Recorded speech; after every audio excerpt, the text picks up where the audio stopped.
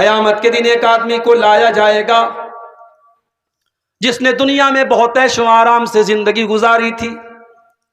ہم کہہ سکتے ہیں کہ وہ کروڑ پتی ارب پتی گھر میں رہتا تھا، ہمیشہ اے سی میں سوتا تھا، ہمیشہ بہترین مکان میں رہا کرتا تھا، جو کپڑا پسند آیا خرید لیا، جو جوتا پسند آیا خرید لیا، اچھا کھاتا تھا، اچھا پہنتا تھا، نہ کوئی بیماری تھی، نہ کوئی دکھ تھا، نہ کوئی تکلیف تھی، بڑی بہترین زندگی گزار کے آیا تھا. اللہ کے نبی فرماتے ہیں اس کو ایک پل کے لیے اللہ تعالی جہنم میں ڈالے گا.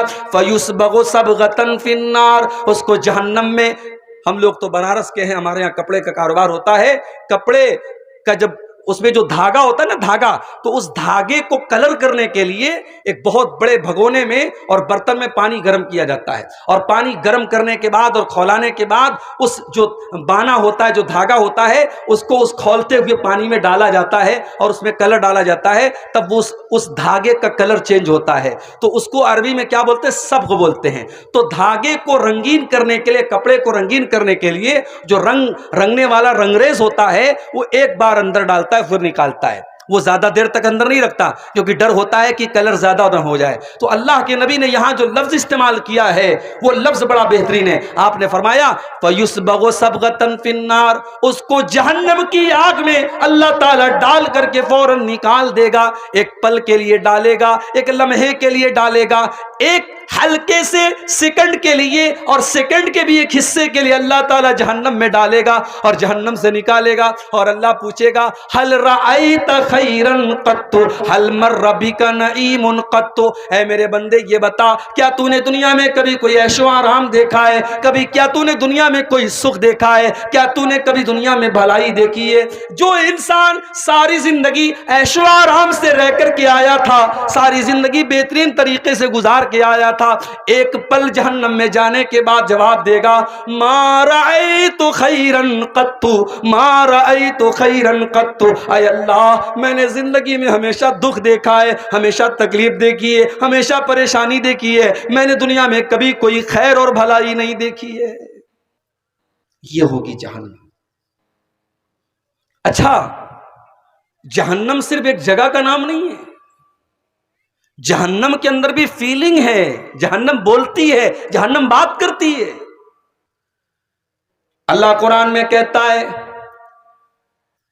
جہنم قیامت کے دن بولے گی حلم تلا، اللہ پوچھے گا کہ اے جہنم کیا تو بھر گئی؟ حلم تلاتی، اے جہنم کیا تو بھر گئی؟ تو جہنم آواز دے گی حل من مزید، اے اللہ میں بھری نہیں ہوں، اور بھی گنجائش میرے اندر ہے، اور بھی اسپیس میرے اندر ہے، اگر اور تیرے نافرمان اور گنہگار بندے اگر باقی ہو تو اے اللہ تو ان کو بھی بھیج دے. جہنم بات کرتی ہے، جہنم بولتی ہے. اچھا، جہنم پرتیکشا کر رہی، انتظار کر رہی ہے. اللہ قرآن کے 30ویں پارے میں فرماتا ہے ان جہنم کانت مرصادا، جہنم گھات لگا کر کے بیٹھی ہے، انتظار میں بیٹھی ہے، پرتیکشا کر رہی ہے، ویٹنگ کر رہی ہے. کس کا؟ للطاغین مآبا، جہنم ان لوگوں کا ٹھکانہ ہے جو اللہ کو ناراض کرنے والے ہیں، جو اللہ کے نافرمان ہیں، جو اللہ کے قانون کو توڑنے والے ہیں، جو اللہ کو ناراض کرنے والا کام کرتے ہیں. لابثین فیہا احقابا، اور جہنم کے اندر جو جائے گا وہ بہت لمبے پیریڈ تک اس میں رہے گا. اگر کافر ہے، اگر مشرک ہے تو ہمیشہ رہے گا، اگر مسلمان ہے اور گنہگار ہے اپنے گناہ کی سزا جھیل کر کے نکلے گا. لابثین فیہا احقابا، وہ جہنم میں بہت لمبے ٹائم تک رہے گا. لا یذوقون فیہا بردا ولا شرابا، جب گرمی لگتی ہے تو انسان سب سے پہلے ٹھنڈک تلاش کرتا ہے. آپ دھوپ میں نکلتے ہیں نا تو آپ ایسی جگہ تلاش کرتے ہیں جہاں آپ کو سایہ ملے. جب کڑی دھوپ نکلی ہو اور آپ گھر کے باہر نکلتے ہیں تو آپ اپنے سر کے اوپر گمچھا اور اپنے سر کے اوپر چادر اور رومال لگا لیتے ہیں کہ مجھے دھوپ نہ لگے. جہنمیوں کو جب جہنم کی آگ ان کو گرمائے گی اور جہنم کی آگ سے ان کو تکلیف ہوگی تو ان کو ٹھنڈک چاہیے، لیکن اللہ کہہ رہا ہے لا یذوقون فیہا بردا ولا شرابا، ان کو جہنم میں نہ تو ٹھنڈک ملے گی اور جب پیاس لگے گی نہ تو ان کو پانی ملے گا، الا حمیما وغساقا، جب انہیں پیاس لگے گی اللہ کھولتا ہوا پانی ان کو دے گا اور پیپ اور مواد ان کو دیا جائے گا، یہی ان کا کھانا ہوگا، یہی ان کا پانی ہوگا، نہ ان کو ٹھنڈک ملے گی نہ ان کے حلق کی پیاس کو بجھانے کے لیے پانی ملے گا۔ اللہ اکبر، جہنم کتنی گہری ہوگی۔ ایک مرتبہ اللہ کے نبی صحابہ کے ساتھ جا رہے تھے، صحیح مسلم کے الفاظ ہیں، اچانک آپ نے ایک زوردار آواز سنی، آپ نے صحابہ سے پوچھا اے میرے صحابہ یہ آواز کیسی آ رہی ہے، کیا تمہیں معلوم ہے؟ صحابہ نے کہا نہیں اللہ کے نبی ہمیں نہیں معلوم، اللہ زیادہ جانتا، اس کے رسول زیادہ جانتے ہیں۔ آپ نے فرمایا ھذا حجر رمی بہ فی النار منذ 70 خریفا، اے میرے صحابہ یہ ایک پتھر کے گرنے کی آواز ہے جو 70 سال پہلے جہنم میں گرایا گیا تھا، فہو ینتہی الآن الی قارھا، جو جہنم میں جو پتھر 70 سال پہلے گرایا گیا تھا 70 سال کے بعد آج وہ اس کی تہ تک گیا ہے، آج اس کی گہرائی تک گیا ہے۔ جہنم اتنی گہری ہے، جہنم کی آگ کیسی ہوگی؟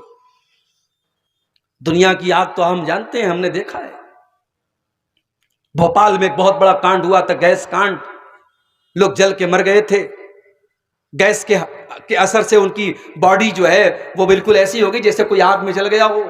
آج بھی دنیا میں کہیں آگ لگتی ہے، کوئی جل کے مر جائے، ہم اس کی ڈیڈ باڈی دیکھتے ہیں، پوری چمڑی جل جاتی ہے، تو کمزور دل اور دماغ کا آدمی جلے ہوئے آدمی کی لاش نہیں دیکھ سکتا۔